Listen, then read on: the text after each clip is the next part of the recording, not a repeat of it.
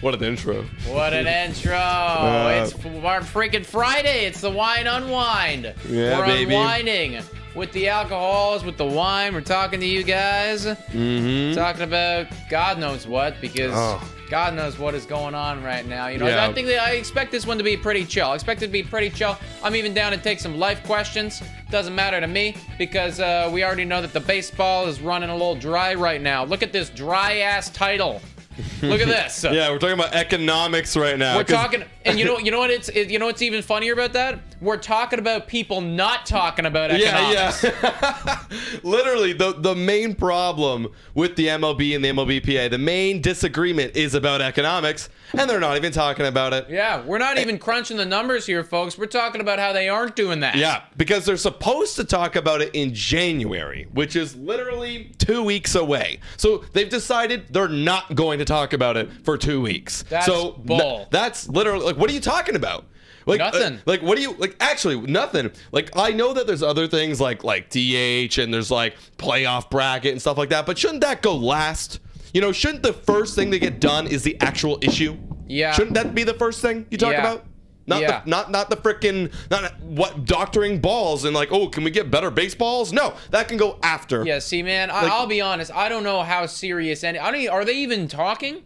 Are they I don't even know. talking? I haven't heard shit. Because I don't think that they are, dude, because I haven't heard anything, right? Or else we'd get the occasional Jeff Passan update basically saying, like, hey, they were in there for 8 minutes today. Like, great work, everyone. Yeah, you know what I great mean? work. We're not even getting that, right? So I do not believe that anybody is talking right now. So I think the only thing that they're doing is sitting on their fat asses, you know, trying different alcohols and just enjoying life right now, which is great. But, you know, not when you're ruining my baseball offseason. Literally, you know how many, like, I actually wonder if they care. That's a good question. Do you guys think that they care about baseball?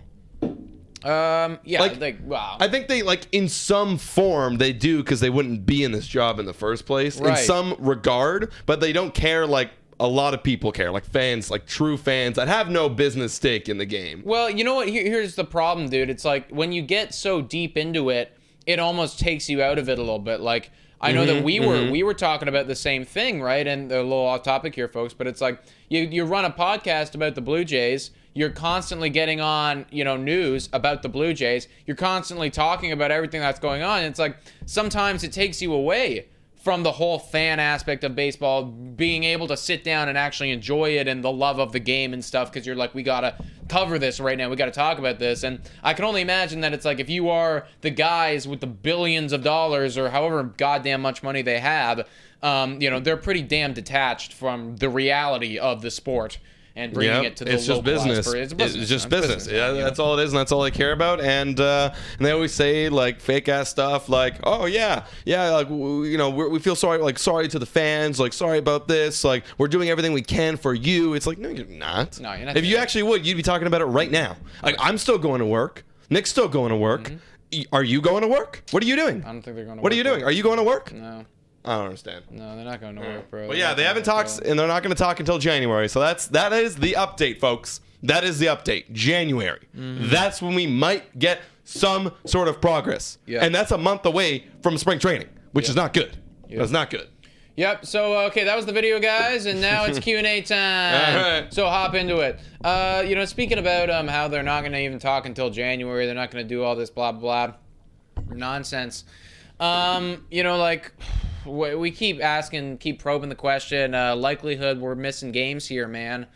What do you think? Like real, actual games, not just spring training. I mean, like real. Oh, like real games. Real games. Real games. I'm like sitting at 30% now. I think last time we asked it was like 25. I'm up at 30 now. You're up at 30, eh? For spring training, I'm at 50-50. Oh, I think we're missing some. I think we will. I'm almost convinced we're gonna miss at least some spring training, because the thing is like the pressure doesn't even happen until that starts happening. Mm-hmm. You know, right? Yeah, it's like the second that games start going is the second that now we can actually meet at the table, right? Yeah. God. Like nobody's gonna be serious about anything until we actually start losing money. Yeah. No, for real. I don't know. What do you think? So, what are you at for like percentage of missing the season? I mean, I think that I'm actually closer to like a 50-50 of some games missing the season. Wow. Because I truly believe that it's like we're not actually going to actively start talking about this until we start missing spring training games, and then we have about a month to get it done. Well, I got some hope that like what they said is like we're going to talk about it in January. I hope that is what it is. That is what it is. I hope that they start in January. Yeah. I hope so too, dude. I just think that they're a bunch of dumbasses. Yeah. Well, yeah. I think they're a bunch of dumbasses. Yeah, no, they're not that smart. Yeah. Hey, Giant says like your shave. I'm assuming you're talking to me because I don't. Adam I just trim. I just trim. You like your trim. Well, I appreciate that, man. Yeah, I'm going to a Christmas party after this. It's gonna be a lot of fun. So we're doing this first, talking with you guys, and we're gonna do that. Mm-hmm. What do you want to talk about in regards to baseball, bro? Well, we can pull some stuff from the box because it's the wine on wine. This is what we usually do. I'm down to pull some stuff from the box. Let's do it. You know, it's early times to get in the box, but might as well, folks. It's like these are trying times right now. Yeah, for real. We got 11 of you in here right now, so thank you all for coming in on your Friday night. Tell Kermit saying Friday's the best day of the week because of Nick and Adam, and I thank you. You know what? Thank you so much for that. Tell Kermit. Thank you so much. Thank you so much, man. Not just us though, dude, because work's done as well. Yeah, it is the best time of week. Beneficial for everyone. And we're just like, you know, think of it like this way: like we're done our work, you're done school, whatever you do, and now we're all hanging out now. We're going to hang out for an hour. We're going to hang out for a goddamn an hour and talk about baseball, and you can ask questions. Let's go into the box. I want to talk about some nonsense in this thing. Let's see what we got here. We got... Ooh, this is an interesting question. Yeah, let's go interesting, man. I like interesting. How many seasons can Ohtani pitch and hit before breaking down? Oh, I think I asked that one. You did. Yeah. That's an interesting one, folks. And if you guys are in the chat, anybody who's here, comment that. How many seasons can Ohtani do both of those things? Now, what I didn't specify there as at what level can he do both of those things. What is breaking down? Like, what is that? What's the definition of breaking down? I would say breaking down like injury is like or is kind of what happened to George Springer last year. It was injuries. like 3 different injuries, one after the other. Like, you know, he was like clearly it's like something's not working here. Now with George Springer, you're just a batter. Like you just had a bad season, you know, of like injuries and stuff. But for Ohtani, I guess he's doing both. He's trying to do both. Yeah. It's clearly too much of a workload on the body. Like that's breaking down. So breaking down like 2 or more injuries, different injuries, 2 or more different injuries in the same season. I think maybe a better because it's hard to do like a full like this is it. This is not black and white. I guess maybe when the conversation starts really coming like. This is too much for him, you know. We gotta limit his starts. Yeah. We gotta, you know, Okay, well, in that sense, like he's what, 26 right now? He is 26 years old. I'll turn in 20, maybe 27 now. Somebody correct me in the chat. He's around there. I want to say like 3 because I feel like once he gets around 30, it's gonna get tougher. You know, he's in the prime of that much workload. You know what I mean? When you get to 30, kind of hard to do all that workload. So I would say like. 3. I think I'm around the same as you. Yeah, we got a 5 from Giant probably. Andrew saying 3. Abba saying 6. Matthew saying 5 seasons, 7 if he's not injured. Well, I mean that's the thing though. That's the thing. Like, that is the question. Yeah, I think he can go forever. But if we're talking about this being too much, then I do think after 3 years, like the amount of wear and tear. And not only, you know, it's like that doesn't even factor in not only what that has on your body, but like your mind too, and your exhaustion. Oh my gosh, you know? You gotta be exhausted. You gotta be so bloody exhausted, and two, it's like I'm talking breaking down like injury, but you might start to see a dip in production too. Yeah. No, absolutely. Because if you really think about it, when an elite batter, if you're just a batter, you have to go through your game plan. You got to go through the opponent pitch, the opposite pitchers. Oh my goodness. You got to see what they throw, when they throw, how they're going to throw, and then if you're also pitching, you got to go through the opposing lineup and find out what to throw to who to when. It's like, oh my gosh, I'm like doing double the work right now. I'm doing double the brain work. Like, yeah, it could be mentally and physically exhausting. Yeah, absolutely. And there might come a time too where it's just like it's not working. It's too, it's like what we could get out of Ohtani is, like we could get still 45 home runs from this guy.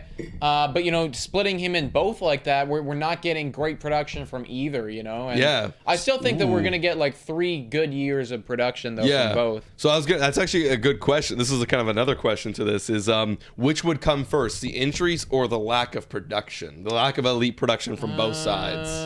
I feel like I want to say injuries because Ohtani's been injury prone before. Right. And that's just kind of like just looking at the past, like I feel like that's the smart bet. Mm-hmm. And yeah, I have to say that because we haven't seen anything about him being bad, No, like he's only ever been amazing. So when he's healthy. Yeah, exactly. And like he's doing both. It's like he's only ever been amazing. So I'd probably have to go injuries with Shohei Ohtani because that was always the thing. Remember, we were on the train of Shohei Ohtani's overrated because he can't stay on the field. Because he can't stay on the field, yeah. But when he's on the field, he's pretty good. Yeah, well, wins MVP. Pretty good, and now that he was on the field the entire year and he was chugging along and he was racking up, the great savant page, like, yeah, we saw what happened. Yeah. Abba Edgar coming with a little thing saying he can head to the bullpen. No, that's interesting. Yeah, I mean... Like, he does throw 100. He does, he's got the tools. I was like, yeah, does he have the tools? Yes, he does. Like, he does have the tool set for it. And wow, that'd be pretty sick, actually. Like, if you could close games and also, like, it's like... I'm trying to think of how that... I guess it would work in the lineup. It'd be fine, yeah. I'm just trying to think how you do that. It's like if you start off... Because I'm trying to think, like, lineup purposes, right? Because you could start a game as a DH and as a pitcher, but I'm trying to think lineup purposes. Can you switch? Can you remove the DH and then put in a pitcher spot if you're still in the lineup? I don't know. I think I've never seen that before. Well, but I think that you could, if you're already hitting. It's basically if we just said like Jordan Romano's our DH now, but he's also going to started the game as the DH. Okay, he'd have to be the okay. Yeah, no, that makes sense. I'm just because I'm thinking about the rules. I don't know. There's like a deep someone. If you know the rules, let us know because there's some like rules that like I don't know. That's a weird switch I've never seen in my life. I feel like it can't be illegal though. It's just because it's like what closers are also hitting. Yeah, because I'm also trying to think like when you do put in a position player on the pitching mound, they're usually off the bench. That's because they're nobody. But I don't know. Someone let us know. Yeah, that's a weird question. Yes, you can, goes Abba Edgar. And I trust Abba Edgar. Yeah, Abba Edgar knows what he's talking about. Yeah. Dulkey says, wonder if the Angels will do the 6-man rotation again in 2022 to keep him rested better. And I think that makes the perfect sense, dude. If you want to keep him in your rotation at all, like 6-man is like awesome for this guy, right? At the end of the day, like you want him hitting home runs as much as possible, and the best way to do that is to rest, and the best way to get strikeouts is also to rest. So yeah, 6 days, man. Possibly. I think so. Also, yes, they would lose their DH spot. That's what I'm thinking of. You would lose your DH spot if you do take out a guy. Okay, so maybe that wouldn't work as well then, because I had in my brain, I was like, it'd be amazing if he comes out, shuts the game down, and then walks it off in the next inning, and I was like that'd be potentially the coolest thing baseball has ever seen. Right. But I guess that can't happen. But I gotta look at it again and see how it works. But there might be a way to make it happen because then he would you would lose the DH spot, but it would be replaced with the pitching spot. So now basically you have to operate your team like it's an NL team. Yeah. You know what I mean? So like But it's weird though because the same DH is the same guy. You know what I mean? I believe so, yes. And then after that, so yeah, if it is the 9th inning, then who cares? Because then after that, you might just like use all your pinch hitters like that. Yeah. So weird stuff. Weird stuff, man. Good. Want to jump in the box, guys? Ask your questions. Or Phil actually did ask questions. He said, "Do you think his batting will be worse than his pitching, or the other way around?" And that's always a tough one to say.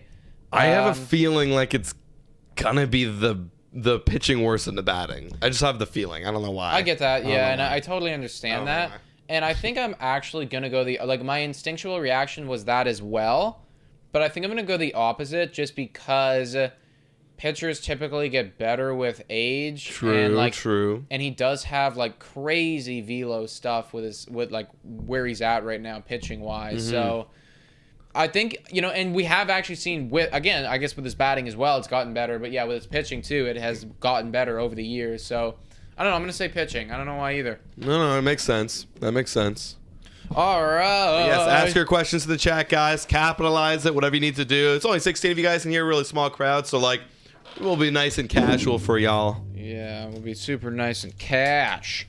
This one says, oh my god, we get this all the time. Who do you guys want to sign in the off season? Says _Madrid 001.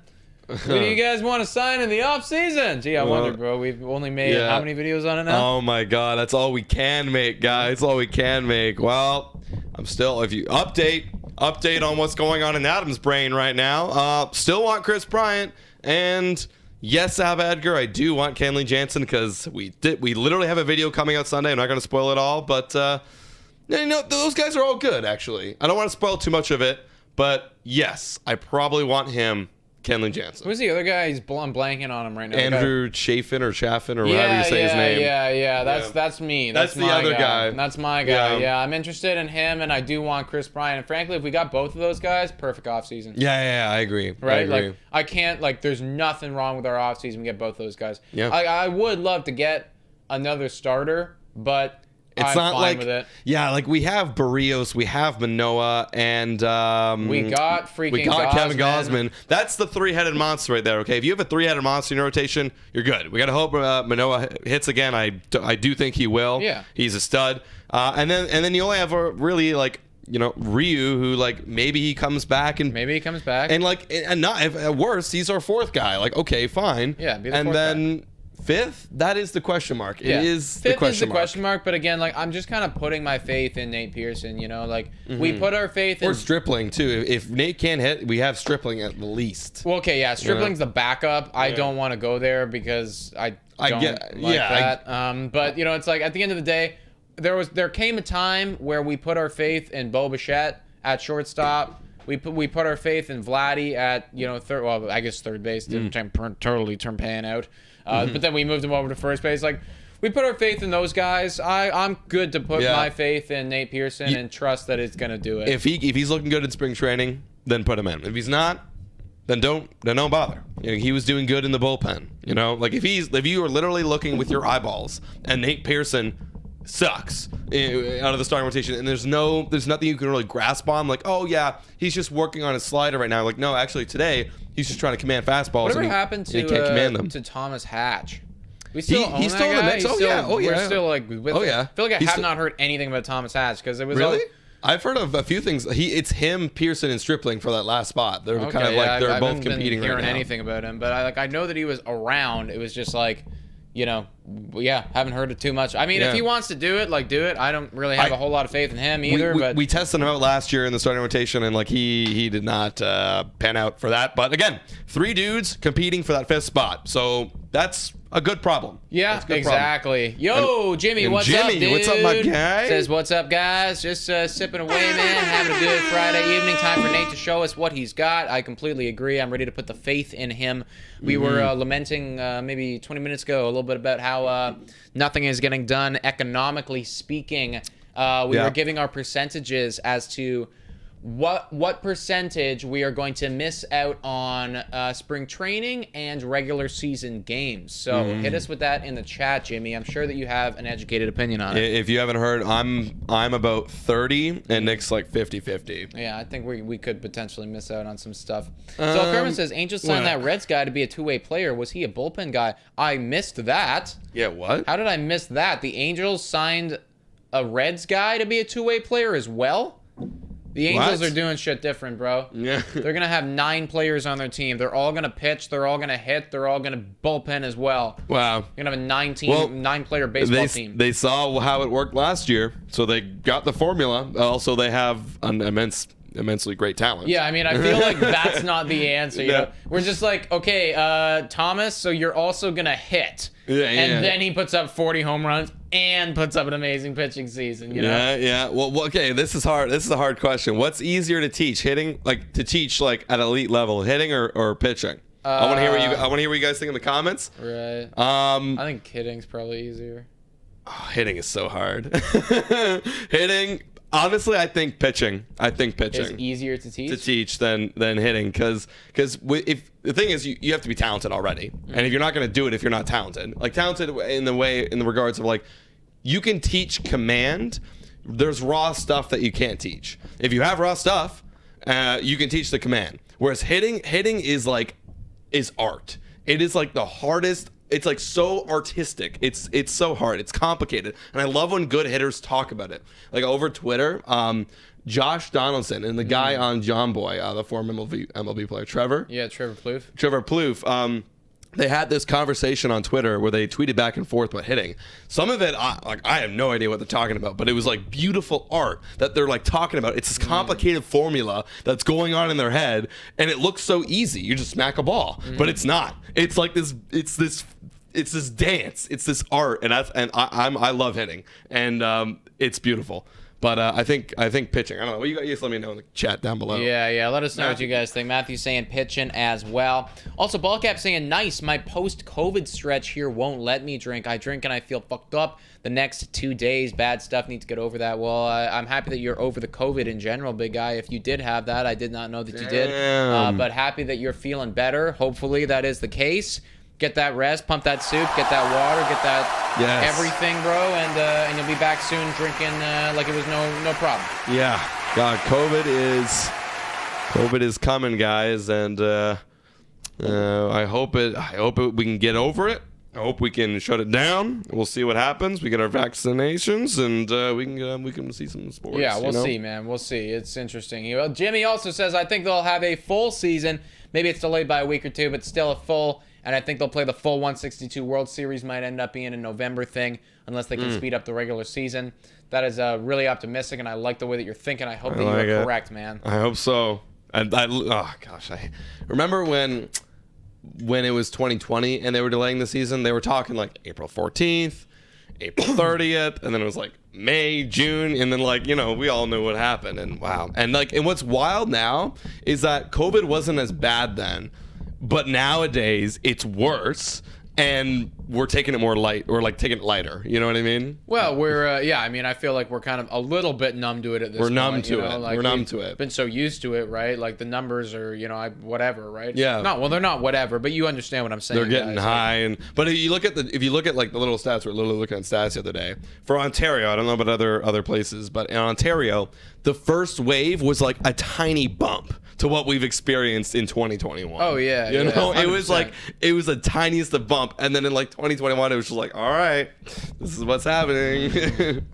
Insanity. You want to dive back into the box, big guy? Yes. All right, got lots of questions here. This one's coming in from Derek No Blanche 7. So shout out to you. They're asking, what will the Jays do at third base? At their base. At third base. Oh, at third base. Right. Yeah. Okay. I mean, so many options, dudes.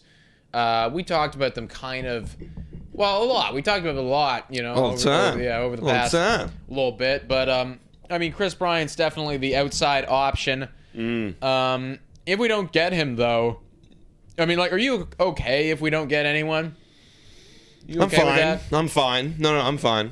I'm fine with it. Espinal's not my ideal guy, obviously, but I think he'll be fine. And that's literally. What about you? What do you think? Yeah, I think I'm not that butthurt about it, guys. I like Chris Bryant because I think that Chris Bryant is an extraordinary talent, and whenever you can acquire an extraordinary talent, you should. I feel the same way about Freddie Freeman too, even though Vlad's over there, right? This is a special player, a special guy. But I also really like Espinal. I like what he did defensively. He's a stud. I think he's got literal gold glove potential over there at the bag. And I don't think that we've seen the ceiling of hitting yet. You know, it's like we've only ever gotten like short stints in the majors to even get going. You know, a 3-week stretch here, you know, a 2-week stretch there, couple games here. You know, if he got a full season, maybe it's a lot better than what we saw. What did he do last year? Decent. Like he had I think, okay, so he was because sorry to cut you off, but in my mind, like I know he's like really good at like hit for average, hit for contact player. Yeah. And I thought he did that last year. He did. So what? And now let me ask you, because I'm interested to hear what you think. Is what do you think he could do? Well, I mean, I think we could get a little bit more power involved in that, and yeah, wow, that was pretty damn good. You know, it's like 311 batting average, 376 on base, a 405 slugging, and a 781 OPS. Yeah, it's the slugging, man, and that's it. And the on base is great. He's got no power, and that's great. And that's why I'm fine with it. I'm okay to sacrifice. Typically, third basemen have lots of power, but I'm okay to sacrifice it if our shortstop has lots of power, our first baseman has lots of power, our entire outfield has lots of power. Even sometimes Kirk has power. I'm okay to sacrifice the power. Yeah, it doesn't matter where it comes from, you know, as long as we have it on the team. As long as we have it. Like it's not like just because it's not a stereotypical third baseman with pop. It's like this guy's great defensively. He can get hit for average and hit for on base. That's all I'm asking for. And I expect him to do relatively the exact same thing that he's doing next year. And frankly, and that was a well above average MLB player, you know, 114 OPS plus, and with the defense too. It's like you're looking at a really solid guy. And he's good. So in the end, where's the question here? I toss it away. It's like, what do you think is going to happen at third base? What will the Jays do? What will they do? So what will they do? I think they're going to try to get players like Chris Bryant. They're going to try to, because like if you get players like if you get Chris Bryant, now Espinal and Biggio are going to fight for second. You know, Espinal goes back to second base. They might try to trade for Jose Ramirez. They've been trying before, so they might try again. But what would I do? Yeah, I do the exact same thing. I try, but if it's too high of a price, I'm not willing to pay it. Don't pay it, and then stick with your guys. Yeah, I mean we're in a good position because we're willing to walk away from the table. And you always need to be in a position to be willing to walk away from the table. Not like the Rangers, who they had to. They had to. They weren't in a position, right? It's like they're gonna pay, they're gonna get it, and that's just what's gonna happen. And Corey Seager and Marcus Semien are gonna benefit from that, right? It's like we're in a position where if we don't get the deal that we need, I think that we're okay to walk away from said table. So yeah, we got Del Kerman saying some stuff on Espinal. I can't really read it from here. Espinal's hip injury derailed him a little bit. Espinal 311 batting. He's giving us the good statistics. A bit more power for a few more doubles would push his OPS above 800. He could steal 20 bags in a full season. And what are his stolen bases here? 6 and 22 at 222 at bats. So full season. If he got a full season of 500 at bats, he bats in the bottom half, mind you. But if he touches near 500, maybe he steals more. Maybe he could. Maybe he gets absolutely good. A little bit more trust. 12, and that's the thing. It's like you steal more bases when you have the coach's trust. Right there, he's just wanted to like save the job. Yeah, I imagine he's probably thinking in his brain right now, like I don't want to like steal and get thrown the fuck out. And plus, like the modern game of baseball, like you don't have the leadoff hitters that are stealing because you have mashers behind you. Why would you get thrown out if this masher can hit you, drive you home in one swing, right? So whereas Espinal, he's gonna bat in like that 8 spot. So you have like Jansen or whoever the hell is catching behind you. Steal. That's a great time to steal. Yeah. Because the old way of thinking about it is that you have your leadoff guy steal. Your second guy isn't a great hitter either. He's just bunts or slaps singles. He's like an Espinal. And then your third guy. So you would get on base, steal, create some traffic, hit and run, and then the third guy would do damage. But totally different nowadays. Yeah, it's different, right? When we have a crap load of good players, so yeah, I think, and you also asked me too, it's like, what do you think could happen?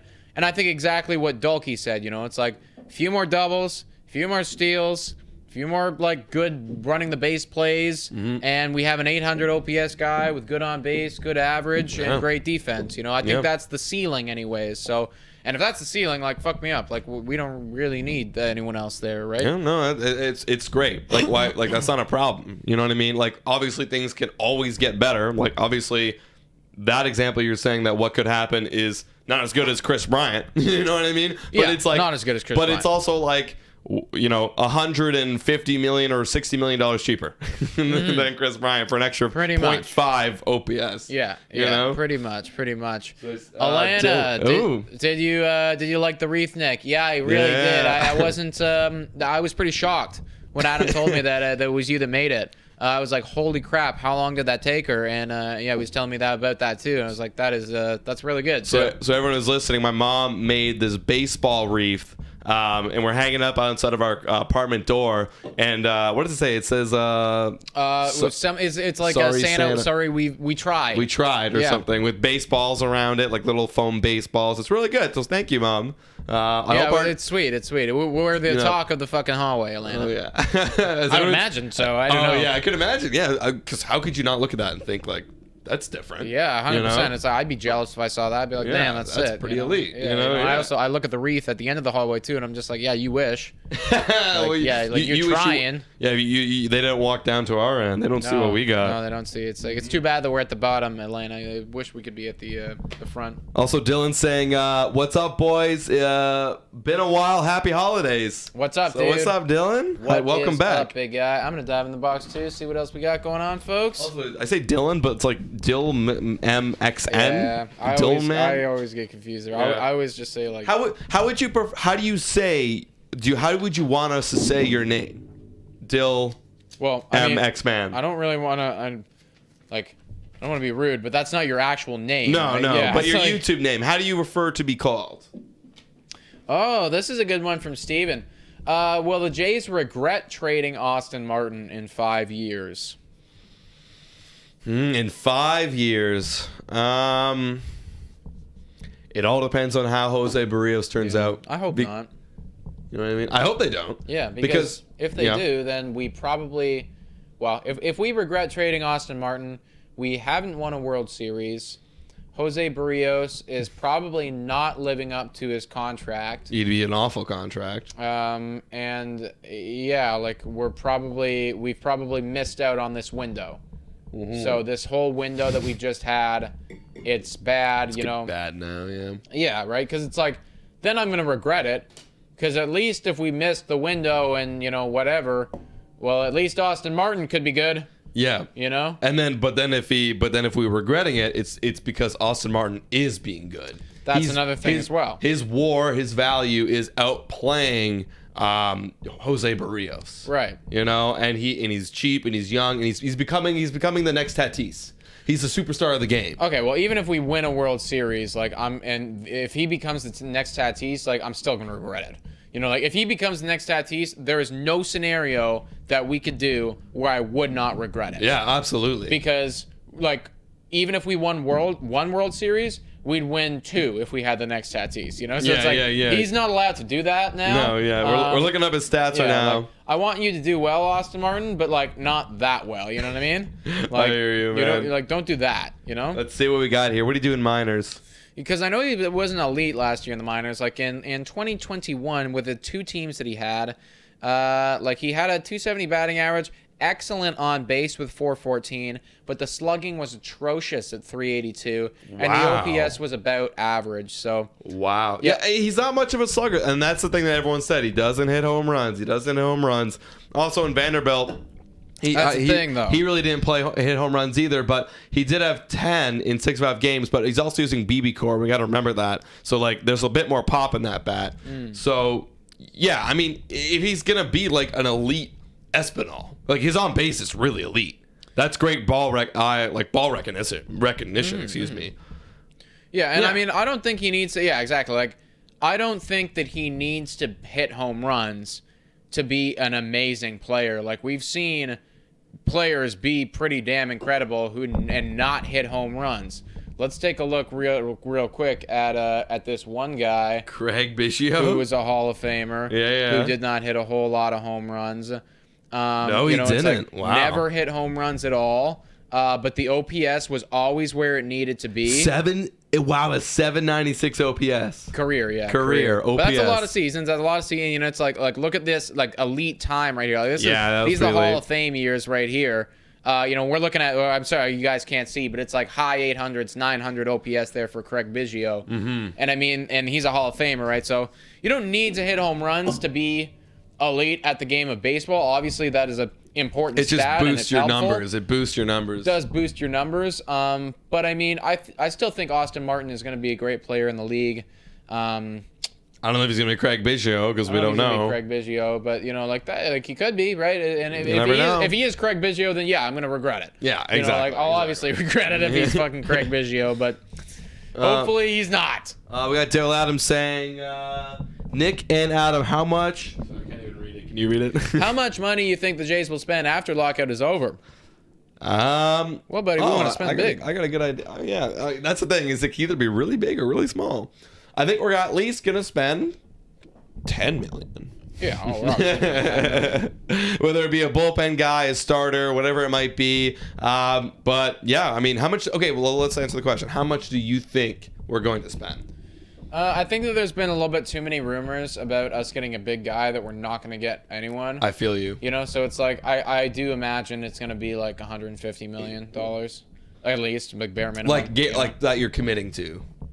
Like not. What do you mean? Like because you're committing $150 million. Oh yeah, we're not gonna like not for next year. We would be way over the luxury tax. But it's like I imagine like we're gonna go out, we're gonna spend some money here, like we're gonna buy. Yeah. No, I do think we're gonna buy. I do think we're gonna buy as well. I think I don't know what it's gonna be, but yeah, it's like there's been way too many rumors to not be in that camp at this point. It's like everything that we've seen come out of the management has said like we're going to spend crap loads of money. Okay, like go then. The only way that we don't end up spending crap loads of money is if Freddie Freeman, Trevor Story, Carlos Correa, Chris Bryant, Clayton Kershaw, they all decide that they don't want to come to Toronto, in which case, well, then there's just nobody to spend any money on, and there's nothing that we could do about that. And that's it. Yo, actually, this is kind of off topic, but you mentioned Carlos Correa. You see that the Detroit Tigers offered him $275 million? Yeah, I did see that, yeah. So he wants $300.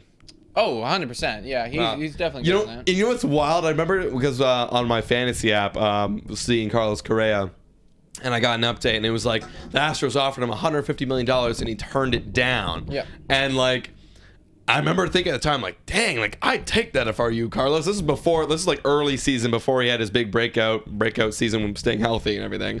And I was like, dang, like take that. And now we're talking double that. He almost got double that, almost to a 275, and he turned that down. Like this man knows he's a hot commodity for like Corey Seager like numbers.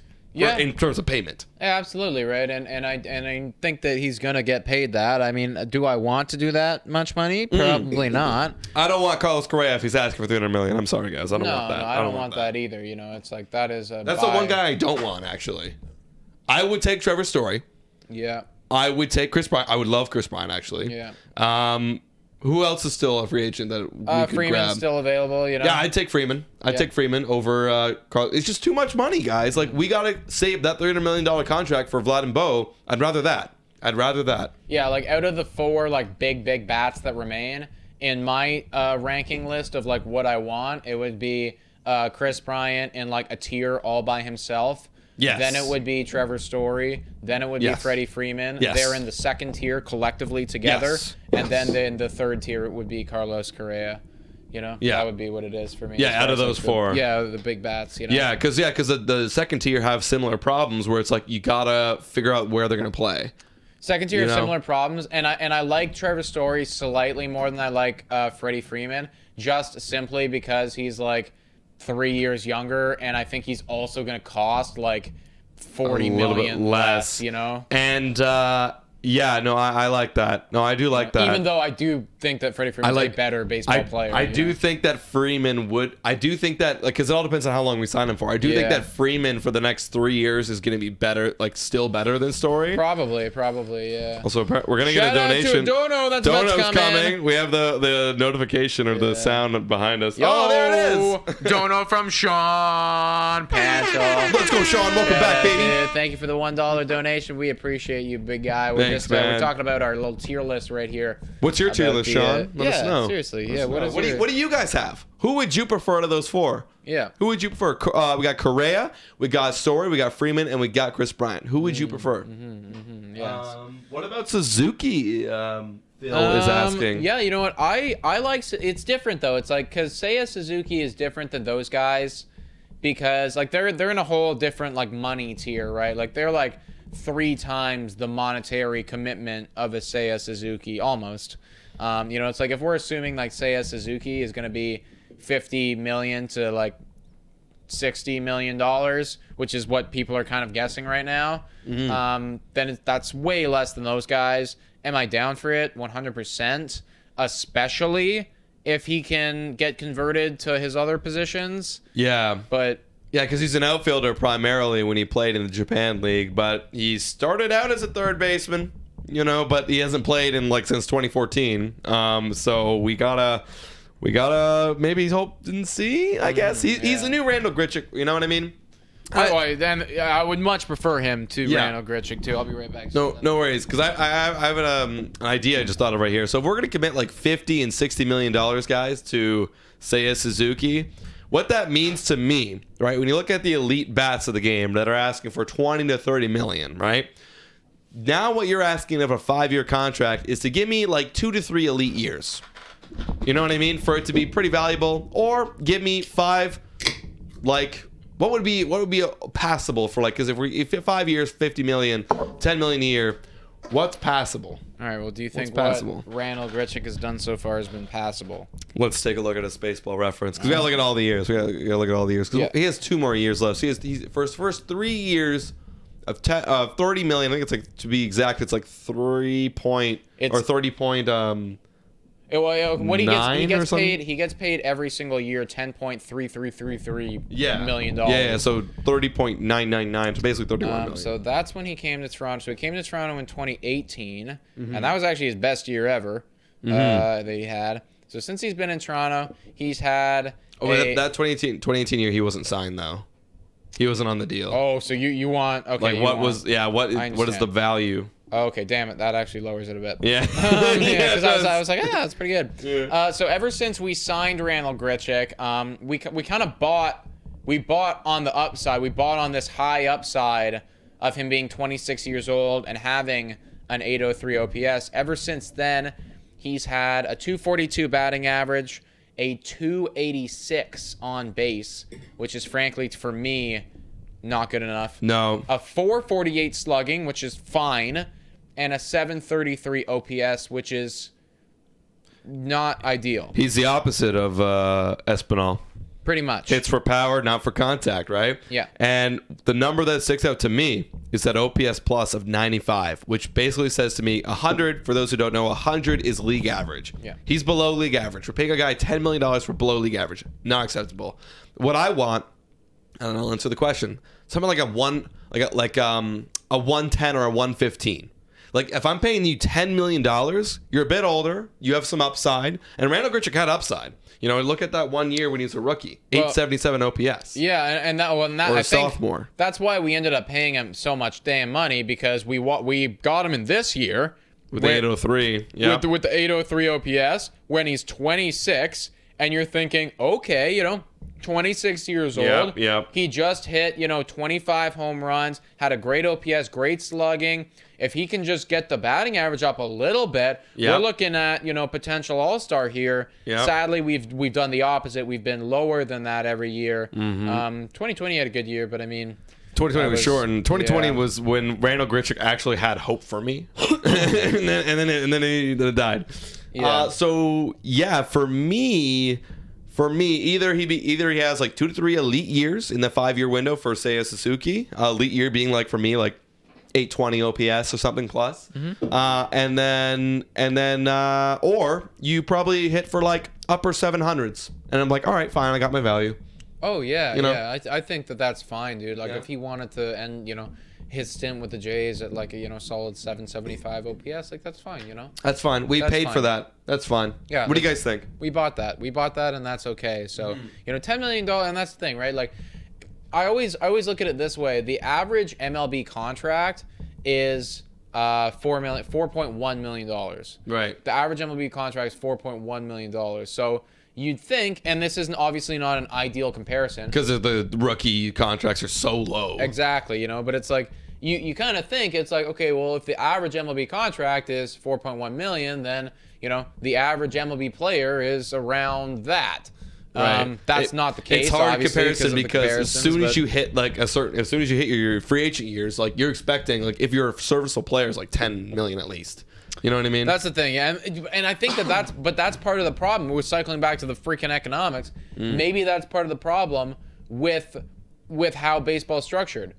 That is the problem. It's like we're not actually paying for how good you are right now. We're paying extra for all of this time that you haven't got paid. Well, one of the things they brought up in that negotiations was that people would get paid based on WAR in their arbitration years. Right. And they'd shorten the rookie years so that you get to the free agent faster, so that when you hit your arbitration, because right now, like, Bo is still a rookie next year. He's still getting paid a rookie contract under $1 million.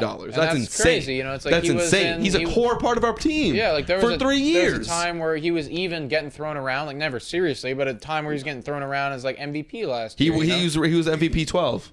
Yeah. He was MVP 12 in the AL. Like, so there you go. So like, he got votes. He got votes. He literally got MVP votes, and he's going to make under $1 million. That's insanity to me. So yeah, they could have a way where, like, if Vlad, like one of the top WAR leaders, not Ohtani level, but one of the top WAR leaders next year, he should get paid like $20 million, which. Right now, in our current structure, I'm like, oh god, that sucks, because that will suck out for free agency. But he deserves it. That's the player's right. You perform like that, you get paid like that. You know, and the problem, and this is the problem with that, which makes it so complicated, is like, how do you, if you're a team, for instance, how do you then plan for that?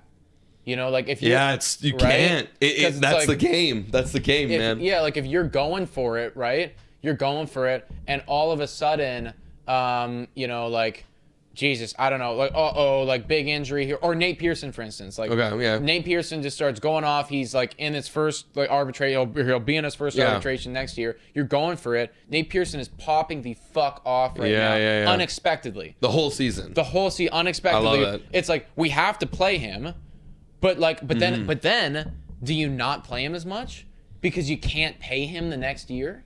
No, if I'm a winning team, I have to. I get so you have to pay or you have to play him.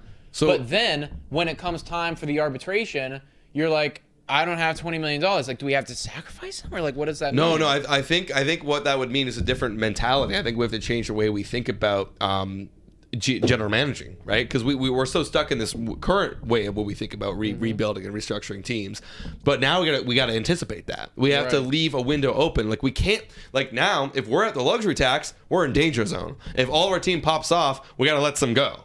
But honestly, in a way, that is good for the player to get on another team and also balance out the league. Because if you have a bunch of guys popping off, it balances out the league. It could balance it out, yeah. But if you're a smart GM, maybe you have to balance that. You have to anticipate, like, if Vladdy does break out, like actually currently the Jays are, where they have so much cap room, we could pay Vlad no problem and still get a free agent. Right. You know what I mean? Right. Yeah. You know, you have to do a little bit more thinking where it's like, okay, Vlad could have a cap of 20. So like if we look at our roster and like, okay, like if Vlad, Bo, Biggio all hit, what are their potential arbitration caps? Let's work with that. And then we'll go from there. I guess it just gets tricky when you end up with a complete unexpected dude. Like maybe like Espinal next year, like puts up Chris Bryant numbers, and you're like, whoa, like didn't see this coming. Right. Like, but isn't that a good problem to have? It's a great problem. It's a great problem to have. I guess maybe like my concern, and maybe it's only a concern because like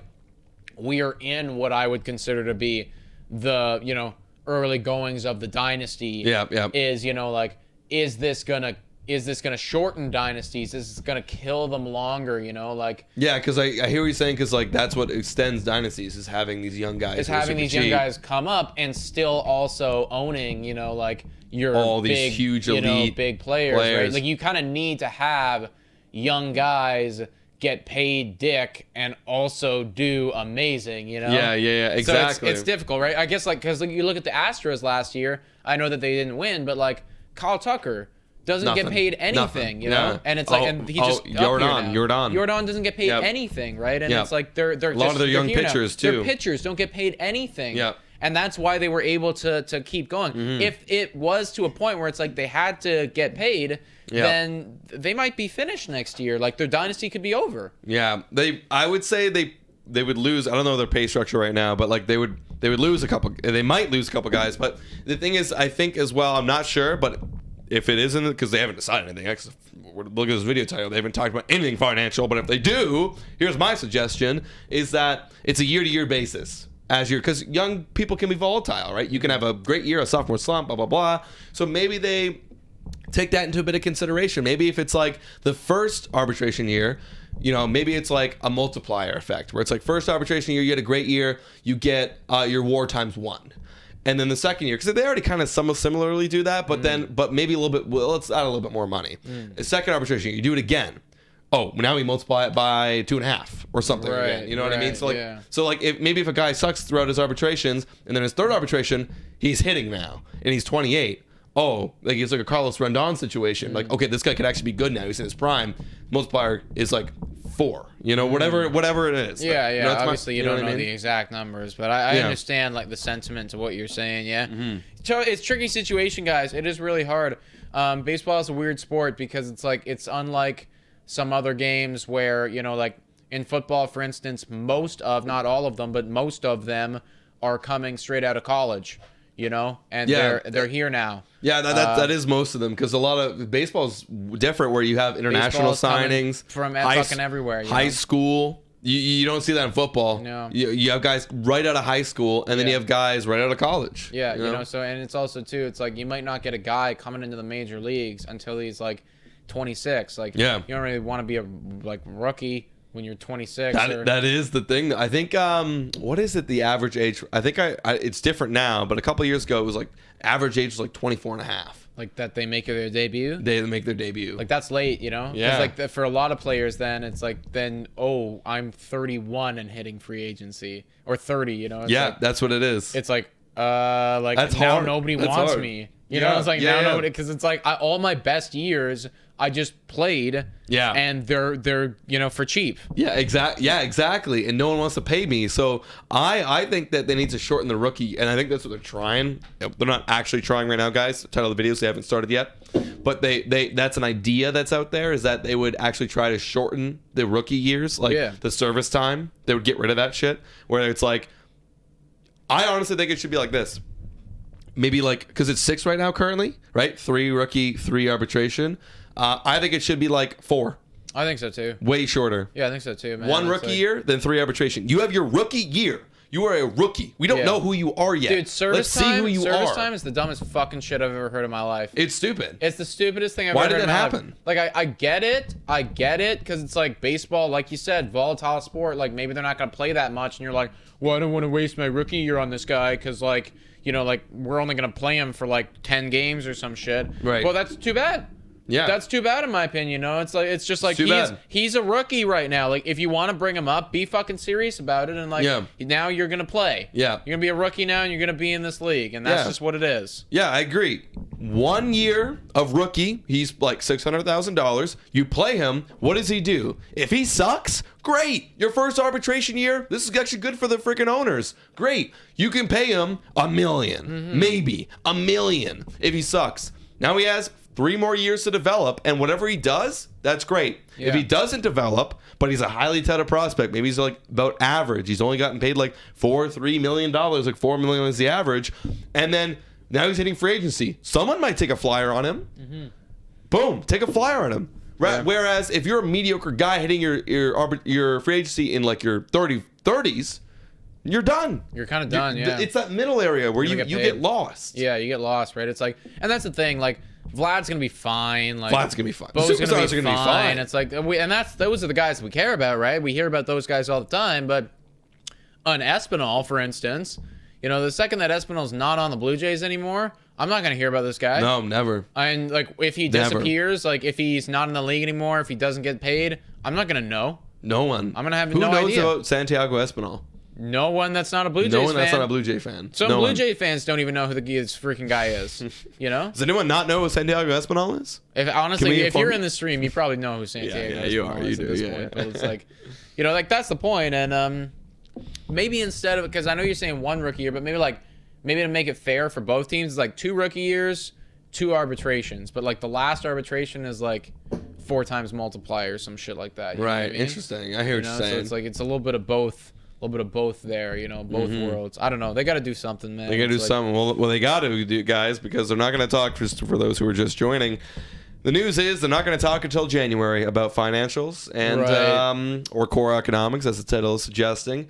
And that blows for baseball, because that just tells me that they really are not getting to the root of the problem fast enough. No. They stopped it December 1st at midnight. It's December 17th right now. It's been more than 2 weeks, and we haven't talked about the actual problem. Pathetic. Honestly, pathetic. Yeah, pretty pathetic. Pathetic, in my opinion. Pathetic, yeah. Yo, speaking about young players and crap like that, I know we're obviously going to be making probably extensive podcasts on it, but I mean, there's a limited amount of folks in here. I've been wanting to talk about it for a little while, likelihood of, because I was reading an article about young guys getting extended, who's next on the radar, who's going to get paid. They were going through it. Obviously, Bo and Vlad. Oh, this is the one where they talked about Vlad, eh? And yeah, Bo, yeah. They talked about both. This is the one you sent to me, the text message. Yeah, okay. yeah. And I mean, I did think it was ridiculous. In the article, I don't like slandering people on here, but Bleacher Report, I've never liked Bleacher Report. Not even just for baseball too. They still have the Green Bay Packers power ranked at 6 right now. They're number one. They're number one. Yeah, it's I'm just it's dumb. I don't agree with any of the stuff that they say. But anyways, in this article, they were talking about Vlad. They were saying that he $200 million for an extension would be reasonable and should be accepted. And I thought that was pretty ridiculous. No, that is stupid. Dude, I keep saying, and I say this lightly. I literally say this lightly. $300 million. I say that lightly because I think it's going to be more. It will be more. It's going to be more than that, but you should at least see $300 million for Vladimir Guerrero Jr. If he doesn't get paid $300 million, it means that he's stuck next year. Yeah. That's what it means. He would have to absolutely suck. And I don't think he's going to suck. And I don't think he's going to suck. It's if it's anywhere above 850 OPS, $300 million is guaranteed. Absolutely. You have the potential to win MVP any year. Any given year. You could. Bryce Harper. That's why you sign those guys. Yeah. Corey Seager could win MVP. He hasn't really won. He hasn't won an MVP, but he could. He could. Carlos Correa, and that is the dispute. Do you think he win MVP? Yeah, I think he could, man. I think he could. I do think he could. It's when you look back at some of the some of the earlier stuff of Carlos Correa, talking about him he's a freaking artist right now. It's some of his earlier work. We were talking earlier. Hitting's an art, man. Yeah, I mean, and some of his earlier work. When he first came in the league, and then it's that beautiful 2019. Obviously, he was hurt. It's just we're kind of just hurt. It's just exactly, hurt. and the recency bias is hurt. And that's why I don't want to pay him $300 million. Yeah. But, health, totally. MVP ranked 5 last year. That's 5th in MVP votes. Health, he's there. He should be in the conversation. I don't want to take the risk, but somebody will. No, I don't want to pay $100 million to nothing. Actually, I looked this up last year. George Springer. Yes, and Sport Rack ranks it up because they rack it up. I didn't want to use a pun there, but the Sport Rack racks it up of how much money that George Springer has made while he's injured. There's a section on it, and he made $11.5 million, and he got paid I think it was 25. It was 25 last year. Now this next year it's 29. Right. But 25 last year. So 11 million was paid for him to recover from injuries. Yeah, and that's not a lot, but still, that's 11. That's a player. Well, think about that. That's a player. That's more than Grichuk, and we have a problem with Grichuk. Yeah. So it's I mean that's problematic. You don't want it. It's obviously not the guy's fault. I liked what he did on the field, and he was trying his best. He tried to be out there, pushed himself. Probably to a fault, actually. Actually, I think he tried, and I've watched George Springer because I have him on Fantasy League, in a couple of years when he wasn't on the Blue Jays, and I noticed this year he really tried hard. I think that's common. I mean, you're on a new team, you want to make a good impression. Yeah, and I mean, it's also too the players aren't blind. He sees what's going on with Frankie Lindor over there. He sees what the Mets are doing, right? And they just signed him long term. He's not panning out. The fans turn on you. So we just signed you to a massive contract. You don't want that. You want to make a good impression. It's you want to do your best. he pushed himself. He did great when he was on the field. But yeah, I mean, like, he wasn't healthy, so $11 million is too much to just burn. It's like we hopefully have to get that guy back, and yeah, I want him back. I want him back. Well, guys, it's 7:30 right now. This is the end of the Wind on Wine. We'd like to thank you all for coming in. Thank you for so much for your comments. We got hello from Lewis. So shout out to Lewis. Hello.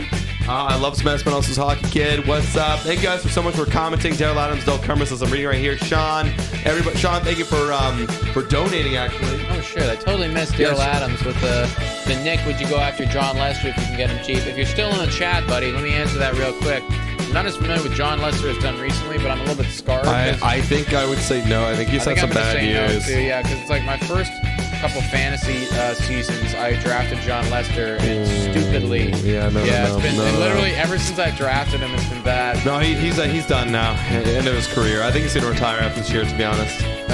Did he sign to anybody? No, he didn't. Yeah, no, he's done. Yeah, probably not, dude. Probably not. At the end of the day, he'll be 38 years old, and even though he probably has upside, I'd rather give the playing time to somebody else.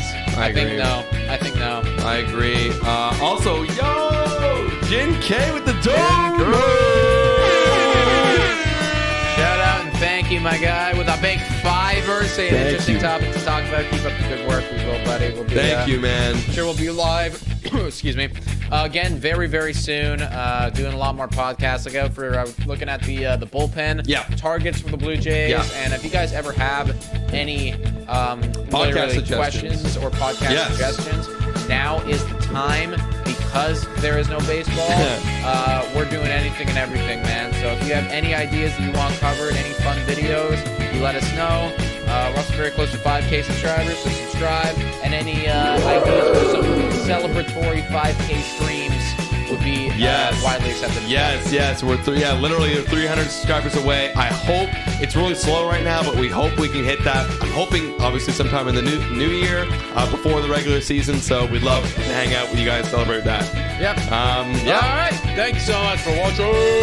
And go Jays, go! Ooh, it ended.